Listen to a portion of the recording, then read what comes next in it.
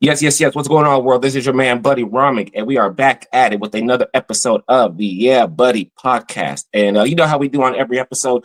I like to bring some of my friends in the entertainment business. We sit down, chop it up, talk about our journeys in Hollywood, see what we got going on. And this episode is like no other, y'all. So if you are a first-time listener, thank you for tuning in. And if you are a returning friend, y'all, welcome back. We got another exciting episode for y'all. We got my good friend here, man. Y'all might have seen him in the movie Friday After Next. You're also going to see him in the Tyler Perry series, She's the People, streaming right now on Netflix. And you've seen him on a whole bunch of TV shows and movies in the meantime, in between time. Right now, y'all, I want y'all to make it live and make it loud for my good friend, Mr. Reggie Gaskins in the building, y'all. Thank you, man. Reggie, man. Thank you, Reggie, for um uh coming and sitting down on the Yeah Buddy podcast. Thank you for tuning in. Yeah, buddy. Yeah, buddy. Yeah, buddy. So quick recap of how we got introduced. A short film of mine that I had produced and directed was playing at the Chinese Theater earlier in May for this wonderful, wonderful film festival that was put on called the Indie Nights Film Festival. And that's how we had got introduced. What was your kind of connection? What led you to be there at the Indie Nights Film Festival? Indie Night Film Festival started with my boy Dave Brown. I my very my second short film that I ever did was one of the first films ever screened at an Indie Night Film Festival when he started it some 15 years ago. So I've been going to Indie Night off and on over the years, ever since the inaugural festival, which was 20 some years ago.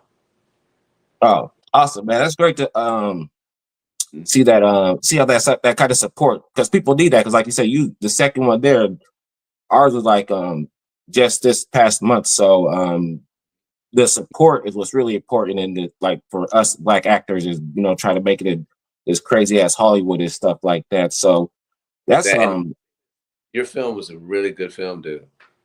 oh, Great. thank you, man. Yeah, that almost 30. That was funny thing. That was probably like the first time well I seen it, say, because I was behind like the edit and stuff like that. But for the crew and the cast and stuff like that was able to make it out there, that was their very first time, not only seeing the movie, but probably most likely seeing themselves on the Right. big screen. So that's why, like I said, like that supported, like paying it forward, because you would have never know that back then, just being at this film festival. Oh, let me keep supporting just how far you could take. Because like I said, I don't know, that could have been like our Oscar moment, you know what I'm saying? Just being there on Hollywood Boulevard, and like nobody up here in Sacramento says that they had a movie played at the Chinese Theater.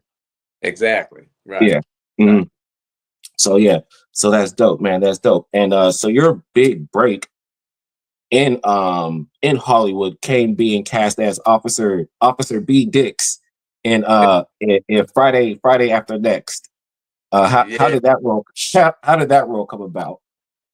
So I was on a television pilot for ABC called Go Sick and the original Punked. And in that show, I played a meter maid who would give people parking tickets for no reason. And it became this big thing in Hollywood. And the producers of Friday After Next got wind of it, saw it, called my agent, like, yo, we want him to come in and audition for Officer B. Dix. And I'm still new, in Hollywood to a certain extent. And I get in there and I see all these other great actors and comedians. I was like, yo, darn the audition. I need to get an autograph and a couple pictures. Yeah. Because I Mhm. didn't know Yeah. I'm the funniest dude in Hollywood or anything like that. And I just went in there and did my thing, had some fun, clowning, and got the call. And it was like, they booked you. And I was like, Mm. wow. And for me, especially at that time, it was a testament of just staying diligent in prayer, because I prayed about it a lot, Yeah. and diligent in the work ethic. I was always, Yeah. people claim, always practicing acting. I used to go to talk to trees in the park and play Mhm. characters, Yeah. and so for me, it was just a work ethic, to be honest Yeah. with you. I just really Mm. tried to stay diligent in being prepared whenever that opportunity came. Yeah, I think that's one thing you talk about, like with the work ethic, because as actors, we all think we're unique. We all think we're our own, individual person, which we are. But like, what is different, like when you walk into like the audition room, and there's like 100 people that look like you. You know, what I'm saying, people that audition for the same type of role. You're like, oh, I guess I'm like, I may not be as unique as I thought I was. So it's that now it's like you say, that work ethic. It's that work ethic that's gonna kind of separate it, that put it in that work that's going to separate you from getting that audition. Right, right. Mm-hmm. Yeah, and I have And then so I have a motto I live by, that, and I learned this from a motivational speaker. He said that success can only be purchased with the currency of hard work. mm, And I try to live by that. oh yeah, that's I'm gonna take that with me. Can you say one more time? Success can only be purchased by the currency of hard work. Awesome. Galsbrooks.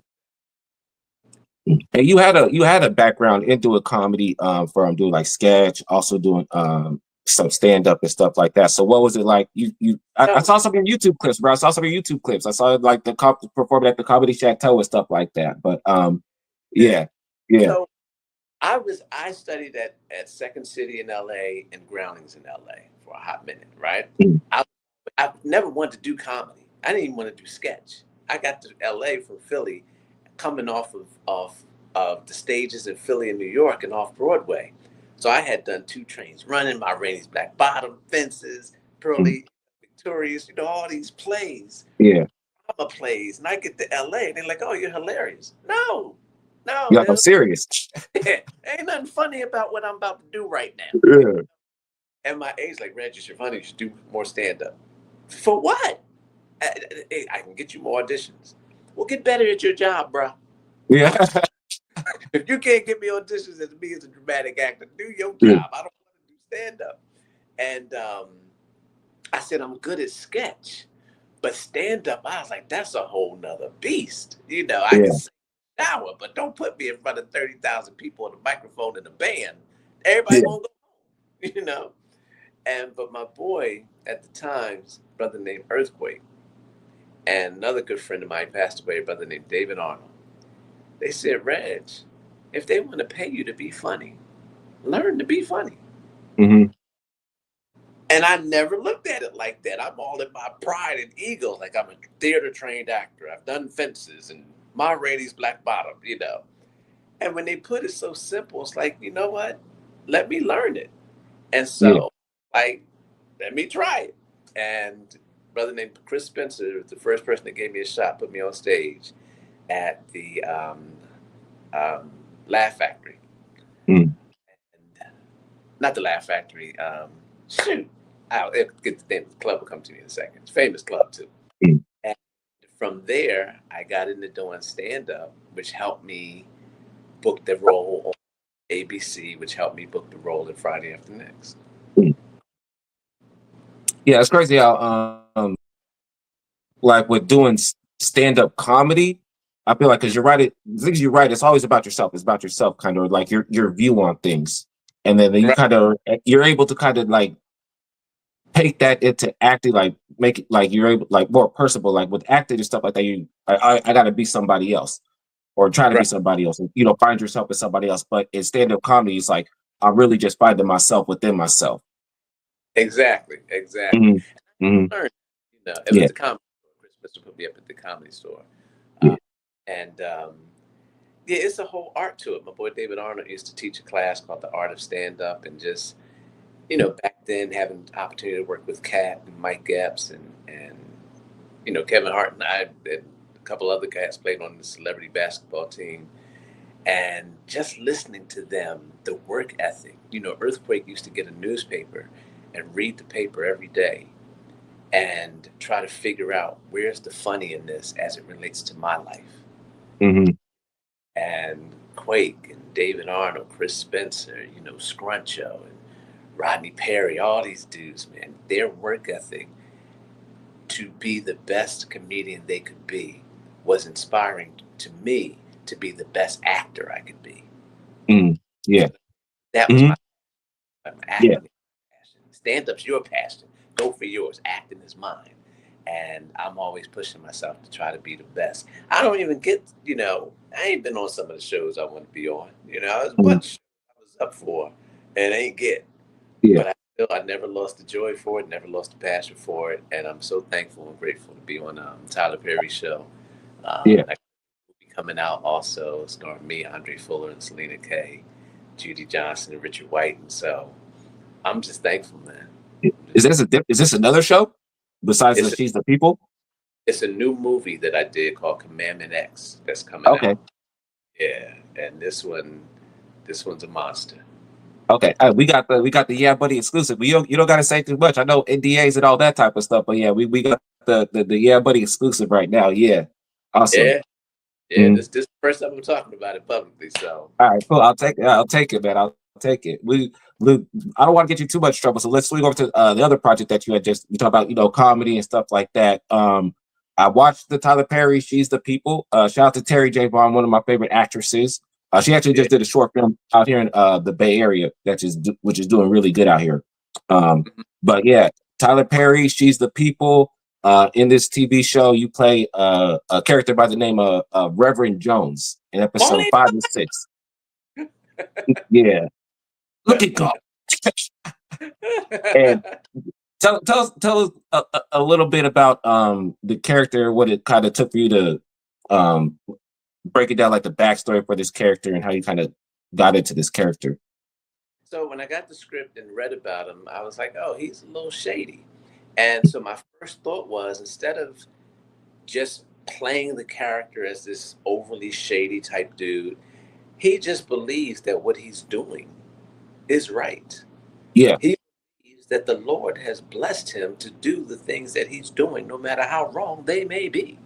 Hmm. Yeah. Yeah.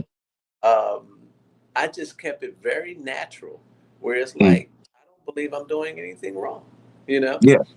And he's a praying man, so the spirit hits him at any moment. You just never know when the Hmm. spirit, oh, glory, you just never Yeah. know.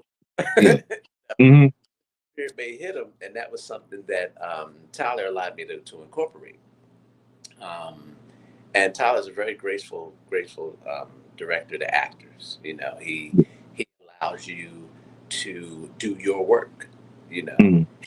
it's to direct the thing. It's like, if I'm the director, I'm not the actor. You do your job, and Yeah. he helps actors do their job at levels maybe they didn't even see themselves going. Mm. Very collaborative, and I appreciate him for that. And it was a great experience. I love playing Reverend Jones.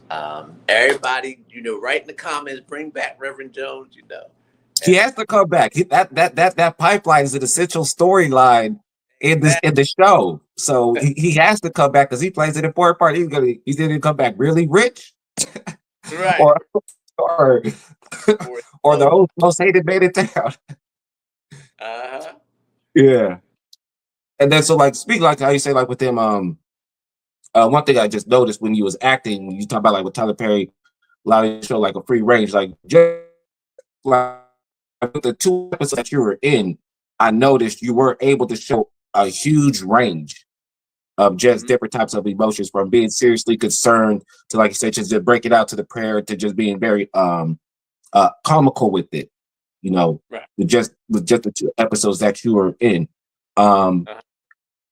how were you able to kind of, I guess it's leading into like with your production company, Holla at Your Boy Productions. How have you been able to um being your lead actor, directing yourself, editing yourself, writing yourself? How have you been able to take that and incorporate it into these other projects that you do on these other productions? So, in terms of writing and directing for myself and stuff like that with my production company, like I said, Hollywood saw me as a comedian. I saw myself as Mm. a dramatic actor. And I remember um, early on in my career on stage, I was playing a slave. And this was like my third time playing a slave or something. And I was like, I don't want my whole career to be, yes, about anything else. So I was like, I don't want that. And the director said, if you want to do something on your own, write it yourself. But when you're on my stage, you focus on your character. And when he said, write it yourself, that stuck with me. And I wrote my own film for me to star in. Because I was like, I can play other characters. And I was like, I played high school basketball and college basketball. And the coach said, if you're not in it to win a championship, don't do it. So I attacked writing like I want to write to win an award. Now, I've written it. If I'm directing it, I want to direct to win an award. And if I'm going to act in it, I have to act to win an award. So it was out of two aspects, necessity and being thorough. Hollywood's like, they're not at the time giving me a shot to play a dramatic actor. So let me write it myself, and star in it myself. Yeah. I don't have all the equipment, and I got to figure out how to shoot it. I figured out how to rent the equipment and work with certain people. And then when people saw my films, like, hey, can you do my film? Can you produce my film? Can you direct it? And that's how my company came about. So if you need a company, facilitate you getting a story told from script to screen. I can assist with writing. I can bring a whole team together to shoot it, edit it, and give you a finished product. And that's how the company came about. And directing yourself, if you have a passion, and I'll use Jordan. Even though Jordan had a coach, he directed himself to be the best player he could be. Ron, Kevin Garnett, Jalen Hurts, Patrick Mahomes. Even though they have a coach, they're still out there doing their job and working hard to be good at it. So I worked hard at being a good director and being a good actor. So when I got my shot set up and I know what I want as a director, switch, now you're coming to that zone. Yeah. And being able to do both stems from your passion. Do you want it? How bad do you want it? And I wanted both.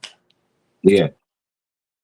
And then what were you able to learn like being like owning your own production company, what were you able to learn about the business side of movie making that you didn't really necessarily know just for like being the actor? How hard it is to get money to make a daggone film. Yeah. I think, when you're an actor, you just get hired and you go to work. You don't get man, when I tell you goodness, it is a difficult, tall task raising funds to make a film. And it's a difficult task to ensure that film makes money. Yeah. And I didn't know that, but it's just through prayer and supplication and you just stay diligent. And if the world sees your will to succeed, eventually the world will bend to your will. Wow, I can see how bad he wants it. When you started your project, I'm sure there was a point where nobody saw how bad you wanted until or how bad you want it. Somebody, you want this little thing. Yeah, buddy, good luck. Yeah. They saw, he really wants this. What help? How can I come on board? And next thing you know, you sitting in Man's Chinese Theater watching your project. Yeah, man. That's why we had kind of put the like at the end credits we had put the it was kind of unconventional, like end credits we just put like just a slideshow of just all the work that we had put in to get to this point, because that was kind of like that was my movie within the movie, because it was a testament, like how you say, from it started off with nobody believing in the project except for me and the writer, and then it ended with all these wonderful people just jumping on board and helping out. And it was such a beautiful thing. Yeah. Cool. And then before we do wrap this up, I don't think I mentioned this in your introduction, but congratulations, you're a NAACP award, Image Award nominee, which is a huge thing. It was a restraining order. Was that the name of the film? Yeah, restraining order. Yeah. How did that come about? Restraining Order was the first feature film that I wrote, and I was just dogmatic in belief of this film. And I shot a short of it and put the short on YouTube, and I would post a short and going way back on MySpace, MySpace, and then Facebook. And I was like, yo, here's the short version of this film. I'm seeking money to get a feature. And long story short, somebody on the internet only, they wrote and said, how much do you need? And I wrote back and I said, well, how much you got? Yeah. Right. And we kept that conversation going. They ultimately financed the film.